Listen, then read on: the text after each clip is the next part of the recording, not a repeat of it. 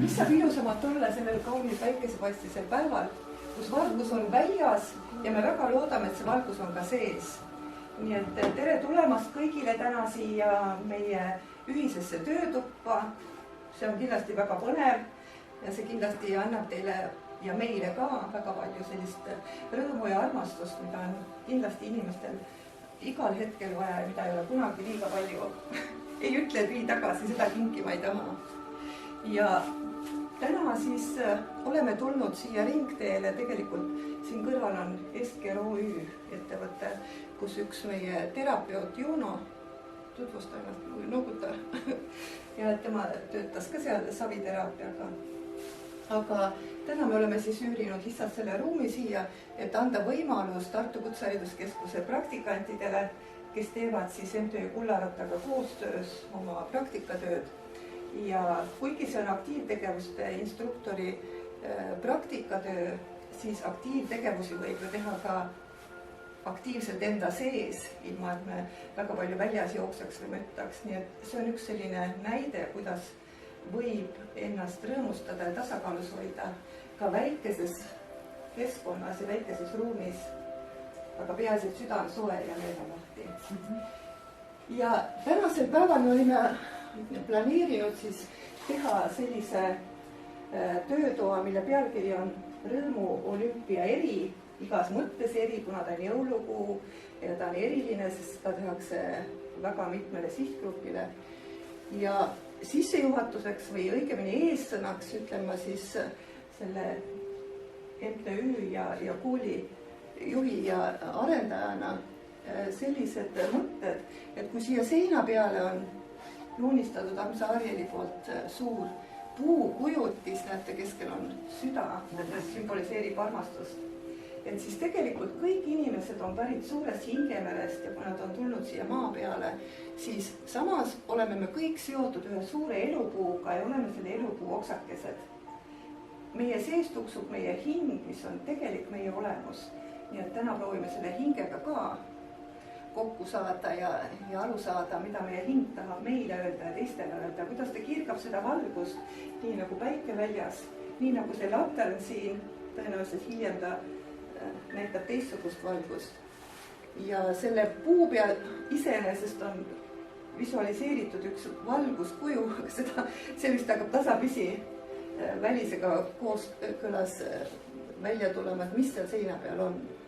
Nii et olgu meil siis täna jõulukuu ja valgusekuu ilus päev, homme on teine advent ja hoiame seda päeva siis hästi meeles ka siis, kui meil on kurb või kui me tunneme ennast üksinda. Et maailmas on palju sellist, mis võib meid rõõmustada, lihtsalt mõnel hetkel me ei näe seda või me ei mõtle sellele nii hästi. Ja see valguslater, mis mul käes on, see valguslater hakkab siis edasi käima nüüd tegijalt tegijale, sest tänane töötuba on kui üks tervik, mis on jaotatud tükikesteks, nii nagu puul on oksakesed ja lehekesed ja linnukesed. Nii et kes oma osa ära teeb, viib selle laterna järgmisele. Ja mul on au siis anda see latern Kutsehariduskeskuse tublile noormehele Kaidole. Nii et tema siis näitab oma andeid ja oskusi, mida tema täna tahab meiega teha.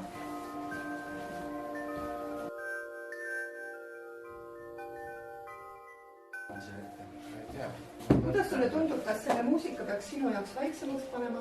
See sobib. Sobib, jah? Ja veel.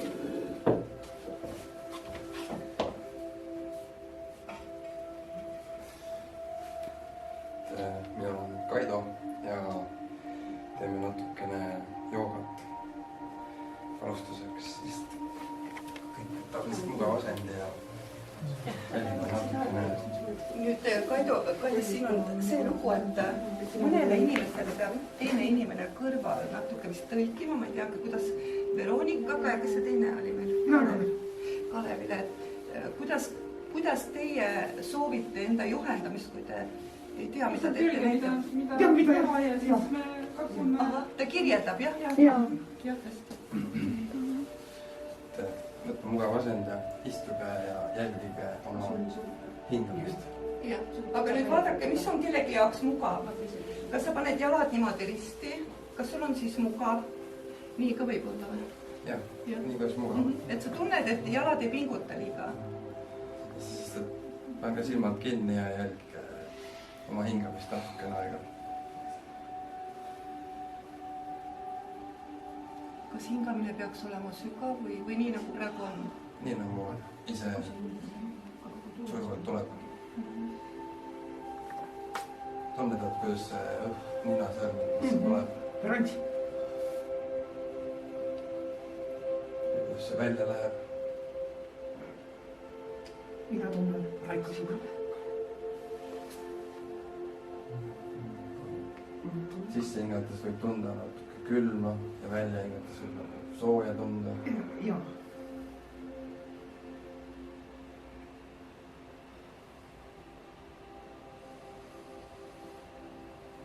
Võib oma hingamist natuke sügavamaks teha. Pikemalt sisse ja pikemalt välja.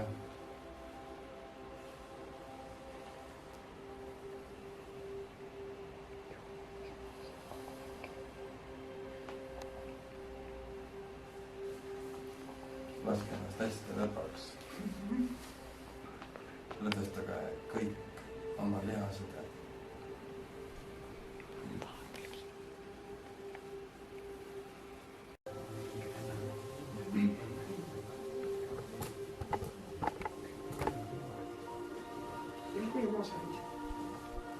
Niimoodi, et tunded oleks. Ja nüüd võtame jalad paigale. Jalad võib panna nii nagu mugav on. Ja siis teeme randmeringe. Sellised mõnusad suured randmeringid. Sõrmed ja käed teevad ringi.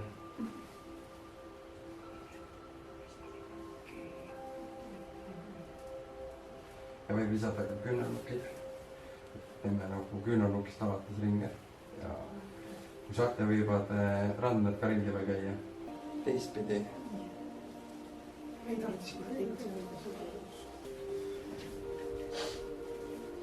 Ja öelda endale suur aitäh. Ma ei ürita.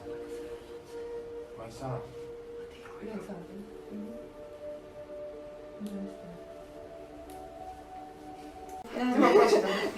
Et ma kingida sulle ühe väikese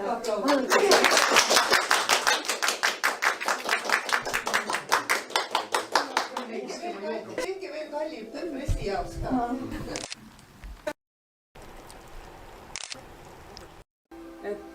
ja siis õpime Emma Kisk hingeravikoolis. siis Aarjel. Et olen siis Aarjel ja meie kuulume Magdalenaga teise kobarasse, hingeravikogusse, kus me siis nagu Magdalena juba rääkis, et täiendame teineteist. Ühel on mõned oskused rohkem kui teisel, aga me saame alati niimoodi kuidagi enda töödega hakkama. Ja Maie täiendab siis seda, et miks nad seda ütlevad, et täiendame, sest hingeravikoolis on väga oluline olla väga heas suhtluses ja meeskonnatöös.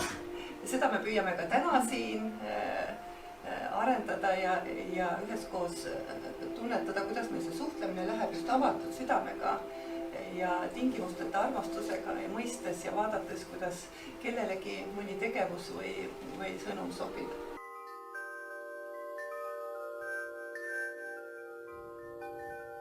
Meie jätkame liikumismeelega, millega Kaido ilusti alustas, et ma palun, et te tõuseksite püsti. Meie nüüd läheme liikumisega natukene sügavamale. Ma arvan, et võib öelda, et hingealale, et lisaks sellele, et ma õpin hingekoolis, teen tööd, käin ma ka Eurythmias ja seal Eurythmias olen mina õppinud liikuma, sest see on selline liikumise kunst. Ja selle üks osa on see, et liikumise kaudu tehakse kõne nähtavaks. Ehk siis igal häälikul on oma selline liigutus, hingeliigutus. Ja nüüd on selline mõte, et meil kõigil on oma nimed, eesnimed ja eesnimel on esitäht. Ja selleks, et üksteisega tuttavaks saada, aga teha seda juba mingis mõttes nagu Eurythmia keeles, hingekeeles, et siis ma näitan igaühe eesnime esitähte ja siis me proovime seda kõik koos kaasa teha. Et ma proovin niimoodi seletada, et need, kes niimoodi visuaalselt ei näe, saaksid ka sellest aru. Nii, aga ma alustan siis iseendast. Et minu nimi on Juno. Ja minu esitäht on J. Ja keegi oli siin veel ka J-tähega, Janek. Oli nii? Sa saad nüüd hoolega vaadata, et kuidas see J-täht käib ja proovida kaasa teha. Et see võib olla nii parema käega kui vasaku käega, aga mina teen parema käega.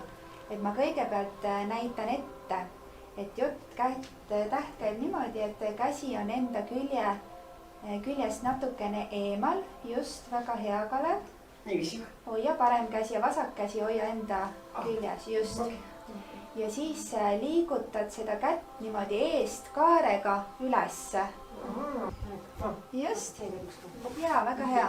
Janek, väga hea. Kujutad ette, eks ole. Oli ratas.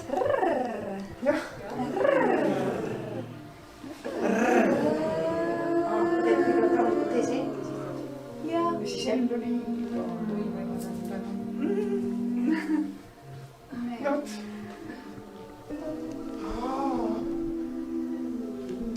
on selgelt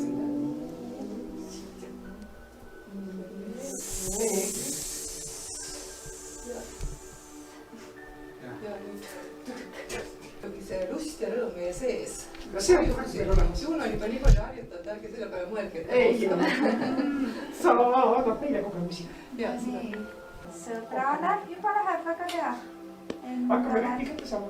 Jaa, sõbrale, endale, sõbrale, endale. Valged klaarid on meil ammu klaarid. Aias kuldrenette kukub jala ette. Oled endale ühe puu, kellele ei saa ehitada. Jah, ma Puud. oli. aga see on juba valitud. linnud lendavad. ja. ei no kui sa oled ära leidnud enda puud, siis valitsema.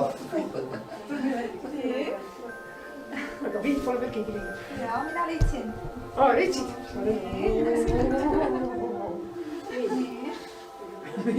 aga Virge, meil on ju pool ja pool. kui on üle, see on üks selline. Janek. kas see on siia?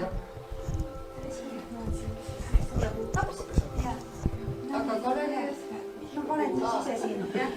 nii, ja käite natukene siin ringi. aga teetegi pesa siia ümber. sul oli see tagasi pinguta. mul on väga praegu jõud. võite teha jah, niimoodi kohendada nagu hooga. kuidas praegu siuke jõud, et ei tea nagu, mis ma teeks.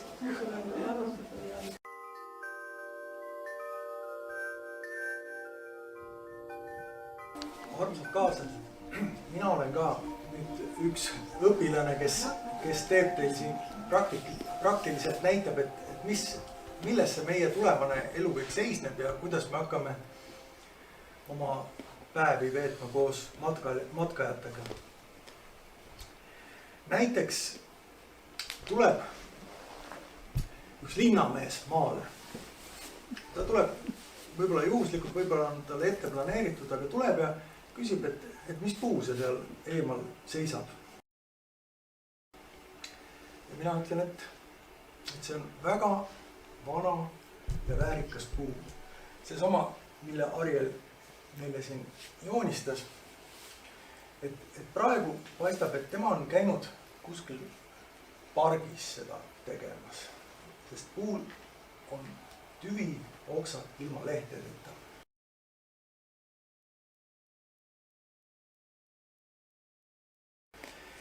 Mina ütlen sellele linnamehele, et meil oli siis veel siin kuldne Rootsi aeg, kui see puu oli pisike. See puu võib olla siin 400-aastane vanune.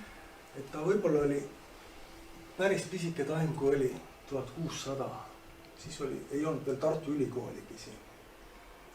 Et see puu on niivõrd vana ja ma okste järgi tunnen ära, et ta ongi pärnapuu. Kõige vanemad pärnapuud on isegi 800-aastased. Aga pärnapuit on muidu pehme, et ega ta palju üle 300 aasta suurt ei kasva siin. Et ikka, kas juhtub temaga midagi tormi tõttu või jääb ta millelegi ette või et igal juhul jah, üle 300 aastased on haruldased. Aga kui see pärn siis ütleme puud see Rootsi ajal hakkas kasvama, siis tema tekkis sinna pärna seemnest. Ja see seeme oli kunagi õie sees või õiest sai õigemini seeme. Et pärn õitsebki selle pärast, et tekiks seemned ja et ta saaks paljuneda.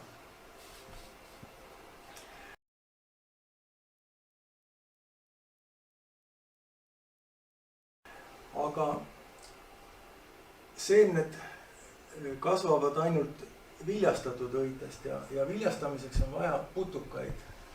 Et ükskõik milliseid, kas või tavalisi kärbseid või selliseid liblikaid või mesilasi või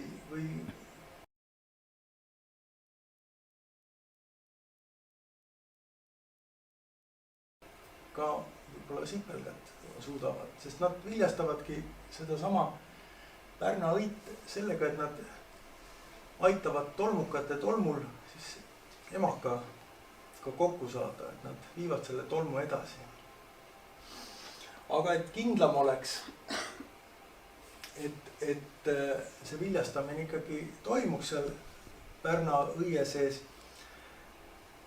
siis on loodud selline magus vedelik sinna sisse, mida kui ta õie sees nimetatakse nektariks, aga kui on mesilased ta näiteks ära korjanud ja enda tarru viinud, siis nad teevad sellest nektarist ka mee.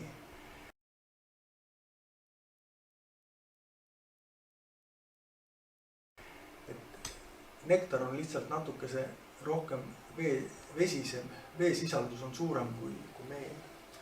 Aga tänu selle nektarile lähevadki putukad kõik Pärna peale ja nad on seal umbes 2 nädalat, 10 päeva kuni 14 päeva, nii kaua Pärn õitseb ja nii kaua toimub siis seal, võib öelda isegi möll, et mesilased näiteks ei lähe sealt isegi ööseks tarusse magama ega mett valmistama.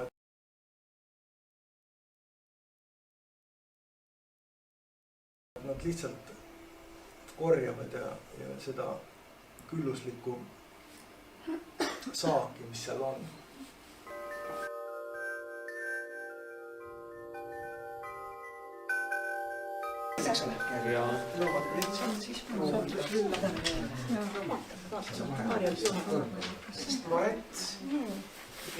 Kust sulle see Mustrillist või kust sulle see raamat toodi, kas see Jaapanist saadeti? Ja. Me oleme sulle paremaks. Ei no too küll, aga kui on mitte pitud. Nüüd on selline. Nüüd võtame, kui on see 3 nädalat. Läheb niimoodi kokku või? Ja, vaata minuga. Jaa, see on õige. Jah. Paberi pooleks ta pidi linnutiib tegema. Ja, sa said selle kokku. Assa võitleb rõntsid ära. Nüüd võtame, kas kõigil on ta niimoodi kokku pandud? Teistpidi on tõesti kõvasti vaja. Jaa, kõik joonetamaga hästi tugevalt ja ilusti siin. Seda paremini läheb pärast. Ja pärast on teil lihtsalt teha. Nii, mis ma nüüd panen seda kokku? Nüüd jääbki nii. Jaa, aga ma tõmban sul korra. Tõmbale niimoodi ülevalt. Eesitigi saanud ja Raiko sinna said. Jaa. Ja pane siis tee hästi tugev. Väga hea. Olevil on ka nüüd selline nii, nüüd võtame ta siis niimoodi ja hakkame siis neid tipuosi nagu, keerame ta nagu sissepoole, need tipud keerame sisse, et paneme nad niimoodi kokku. Kõik tipud paneme niimoodi kokku. See tuleb teistpidi või? Seda on niimoodi, et siis ta tuleb teistpidi või?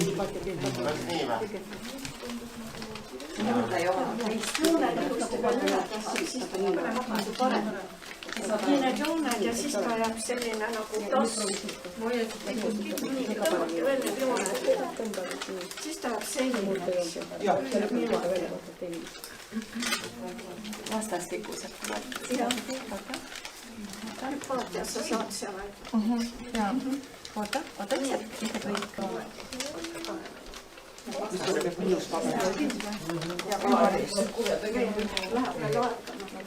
vaatan, et teise peale ei lähe.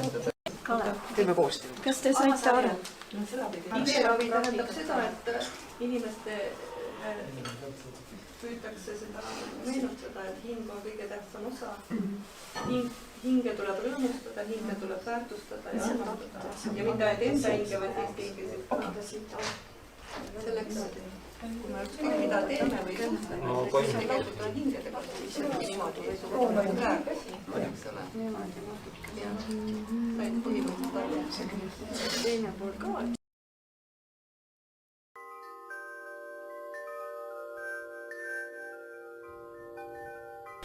Selle raamatu nimi on Suur sõnade vabrik ja selle autorid on Agnes Telestrade ja Valeria Docampo. Et üks on siis kirjutanud ja teine on pildid joonistanud. Selleks, et inimesed sellel imelikul maal rääkida saaksid, peavad nad sõnad ostma ja need alla neelama. Siin pildi peal on siis näha head sõnad, kallis, armas. Siis on eraldi, kui pood on rumalad sõnad. Ei, neid me ei kasuta. Nii, jaa. Suur sõnavabrik töötab ööd ja päevad, masinatest tuleb välja tuhandeid sõnu, need on niisama mitmekesised kui keel ise. Et see näitab nüüd, kuidas siin selles vabrikus siis sõnad tulevad niimoodi lintidena välja. Pikad valged lindid, räägime Kalevile Veronikale, jah? Ja seal on siis sõnad peal. Ja osa sõnu on väga kallid, neid öeldakse harva, sest neid saavad osta vaid väga jõukad inimesed. Üldse on rääkimine suure sõnavabriku maal väga kulukas. Läheb kalliks maksma. Ja, just. Nii, siin supi sees ka süüa. Väga ilus. Eks ole, ilusad pildid. Väga ilus, jah. Aga kirjeldage neid pilte, siis ei näe, neile kirjeldage. Kas see on tähesupp? Mis asi on ilus? Jah, tähesupp on see. Jah, õige. Et üks minu arust see neiu on ilus. Kuidas? See neiu on ilus. Toit võib ilus olla, neiu on ka ilus. Väga armas ja üks väga armas neiu sööb siin suppi ja supi sees on tähed. Oogu kihvt. Need, kellel on väga vähe raha, tuhmivad sõnu otsides aeg-ajalt prügikastis. Äravisatud sõnad on aga tihti rumalad. Prügikastist võib leida sõnu nagu lambapabulad või karutabumik. Isk. Ärme seda kasutama hakka. Nii, ja siin on prügikast on selle pildi peal siis ja selline tumedates värvides, eks ju. Kevaditi võib soodusmüügilt osta päris odava hinna eest mitu sõna korraga, kuid enamasti pole nendega mitte midagi peale hakata, sest kus saaks kasutada näiteks sõnu kõhurääkija ja metssiire hernes. Vaata, see tuletab mulle meid Ameerikasse talendijahti, seal oli kõhurääkija. Ahah. Siin pildi peal on siis, tähendab keegi, kes reklaamib neid, seda odavmüüki, nagu jah. Need sellised imelikud sest vahepeal Kanal 2 jooksis selline asi. Ahaa, jah. Vahel lendlevad sõnad õhus, siis püüavad lapsed neid liblikavõrguga. Nad on uhked, kui saavad õhtusöögilauas vanematele mõne sõna sekka öelda. Nii, siin on lapsed, kes püüavad siis rõdu peal liblikavõrguga sõnu. Aga siin tuleb nüüd tegelane ka mängu, see on Villem. Villem püüdis täna oma liblikavõrku 3 sõna, kuid ta ei kavatse neid kohe välja öelda. Ta tahab neid hoida ühele väga erilisele inimesele. Homme on Silvia sünnipäev. Villem on temasse armunud. Ta tahaks nii väga tüdrukule öelda, ma armastan sind, kuid tema hoiupõrsas pole piisavalt raha. Niisiis kingib ta Silviale sõnad, mis tal on õnnestunud püüda. Kirss, tolm, tool. Nii Villem on siin siis, kes oma liblikavõrguga on sellised sõnad. Need armad küll avaldama. Villem märkab Oskarit, oma kõige suuremat vaenlast. Oskari vanemad on väga rikkad, kuid mitte sellepärast ei vihka Villem Oskarit. Oskar ei naerata. Ja mida Oskar ütleb? Ma armastan sind kogu südamest, mu Silvia. Ma tean, et kunagi tulevikus me abiellume. Kohe niimoodi suurte sõnadega on siin pildi peal see Oskari jutt. Isegi vist saast lõuk oli kunagi sõna. Ta sai osta sõnu, jah. Oskar pidi selle peale terve varanduse kulutama, mõtleb Villem. Silvia naeratab ikka veel ja Villem ei tea, kellele. Oskarist kiirgab enesekindlust. Minu sõnad on nii tühised, mõtleb Villem. Siis hingab ta sügavalt sisse, mõtleb oma armastusele ja ütleb välja sõnad, mis ta oli liblikavõrku püüdnud. Need veerevad kui kalliskivid Silvia poole. Ise ta istub siin nüüd nukralt trepi peal ja ütleb siis... Need, mida sa just lugesid. Just. Kirss, tolm, armastus ja tool. Võrdub armastus. Ja armastus oli ka vahepeal. Ilus pilt on, eks ju.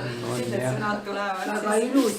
Ükshaaval. Väga ilus, jah. Siis ma nüüd ütlen Kadri need sõnad. Ja jõuavad Silviani.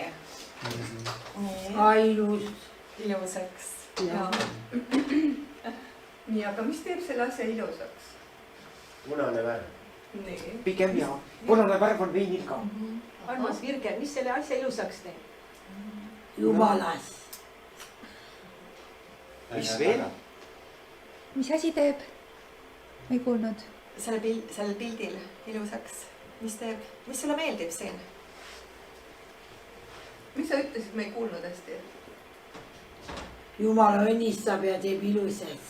Jaa, seda küll. Vot, see oli sul ilusti välja. See, mis tuleb kõrgelt südamest, hingest, eks ole, mis on Jumala juures. Tubli. See on ilus. Ja Jumala nii palju aitab ja... On väga nõge. Aga siin on näha tegelikult, et Silvia on väga niimoodi tegelikult nagu meelitatud, eks ole. Nii, eks ole, et hoiab nagu käsi rinnal ja on siukse meeldiva näoga, et tundub, et see läkski talle nagu südamesse. Silvia ei naerata enam, ta lihtsalt vaatab teda. Tal pole sõnu ja ega neid ei olegi vaja. Silvia läheb vaikselt Villemi juurde ja suudleb teda hellalt põsele.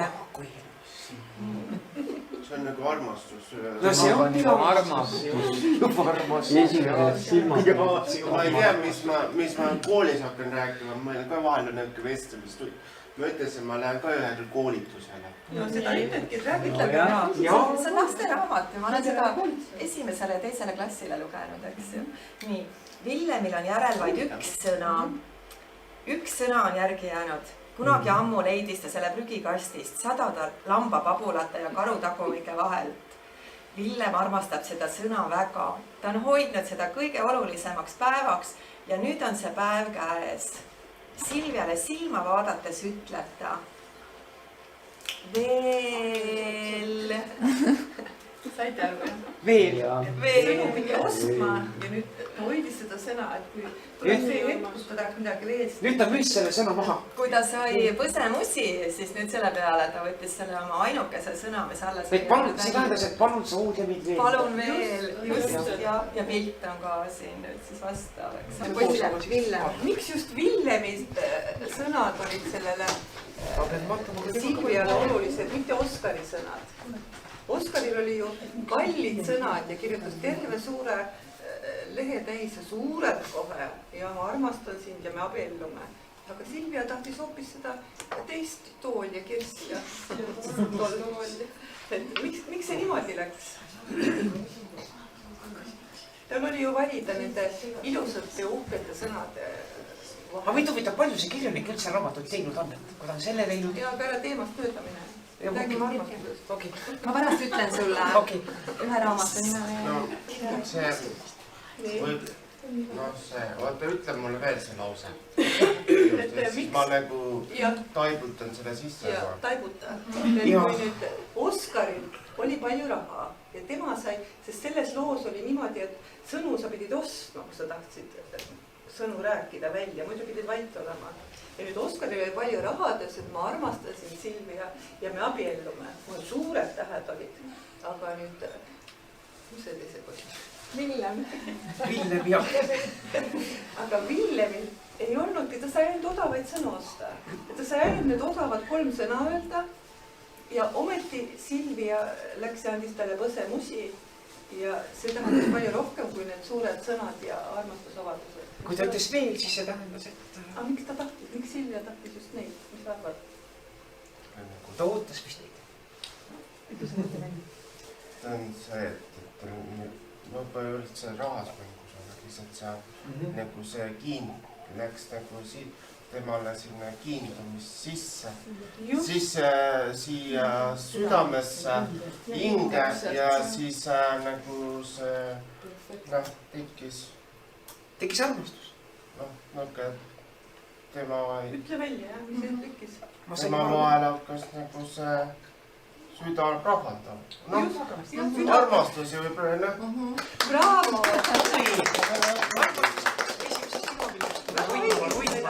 Mitte rahasi on ta siis sulle. Kui alati ma võin öelda, et alati ei ole raha alati tähtis, aga see praegu, see oli väga hea, et sa seda lugesid, tegelikult ma ei ole kunagi kuulnud, aga see oli praegu jumala hea, et ma praegu siin kohal olen. Absoluutselt.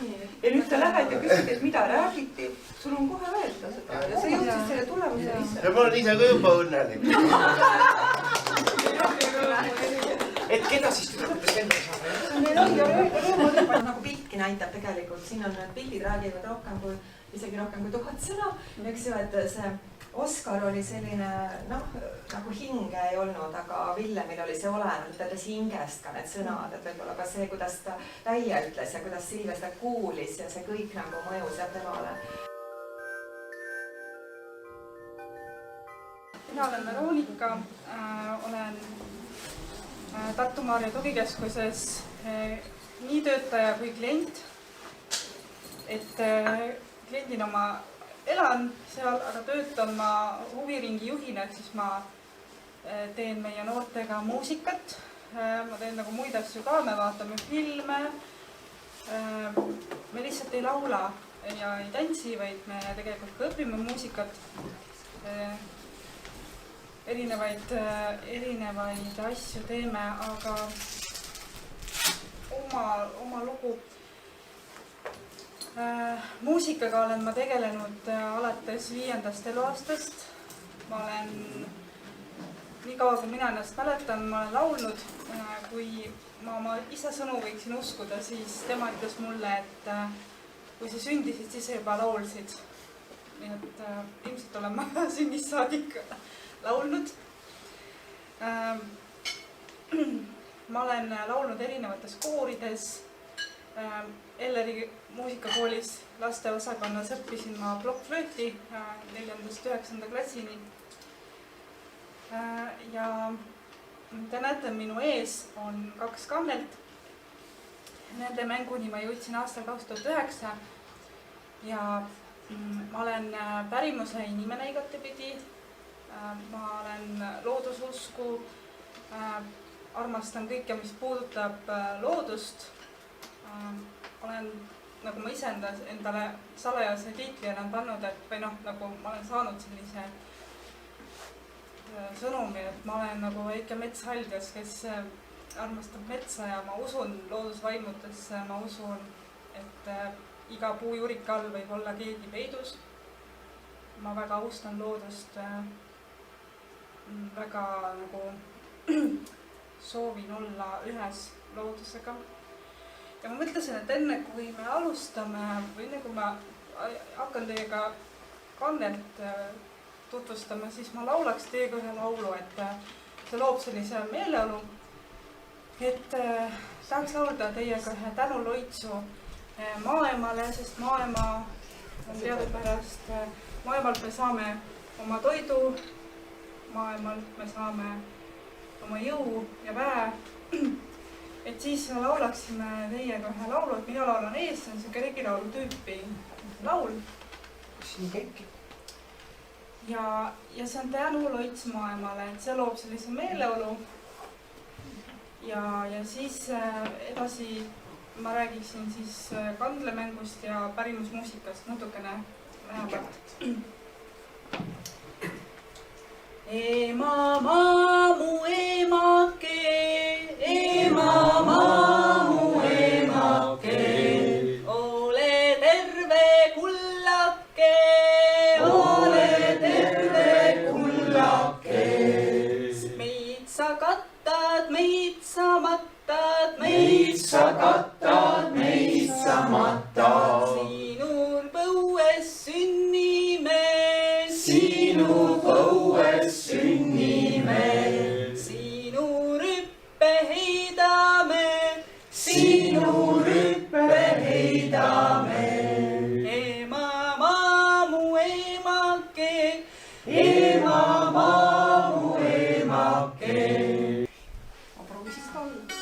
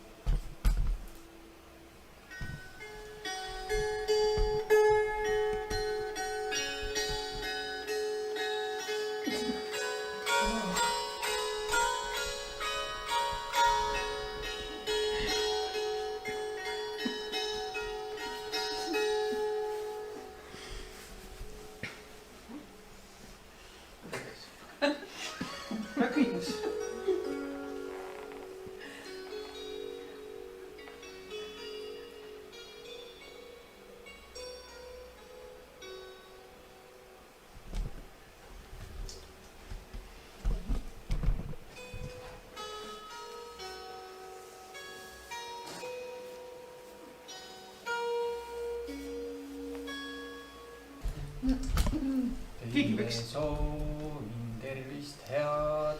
Teile soovin tervist head. Teile soovin kõva tervist. Teile soovin kõva tervist. Teile soovin pikka pai. Teile soovin pikka pai. Teile soovin hingevalgust. Teile soovin hingevalgust.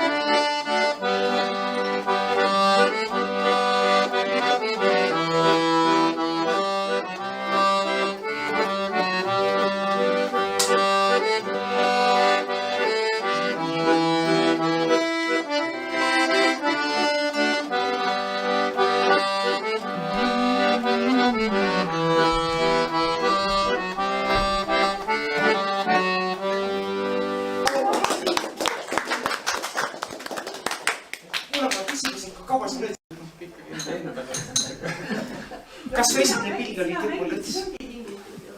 Ma tean, et Tepo tegi palju pille. Ta tegi jah, täpselt ei teagi. Neid praegu tuleb ka kuskilt mõnikord välja, keegi klõningut kuskilt leiab. Kui keegi leiab, siis on väga väärtuslik. Oota, kas on siis vene lõõts? Ikkagi ei ole lõõts. Lõõts on... Põhimõte on ikka teine, et lõõtsal on kokku lahku nagu erinev ühe lupu all, nagu romaška olid. Natuke akordionit meenutab. Põhimõtteliselt nagu akordionit.